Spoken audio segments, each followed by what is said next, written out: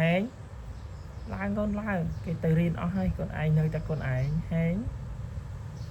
anh ơi lang con lang cái từ riêng ở hai con ai ui bật mấy con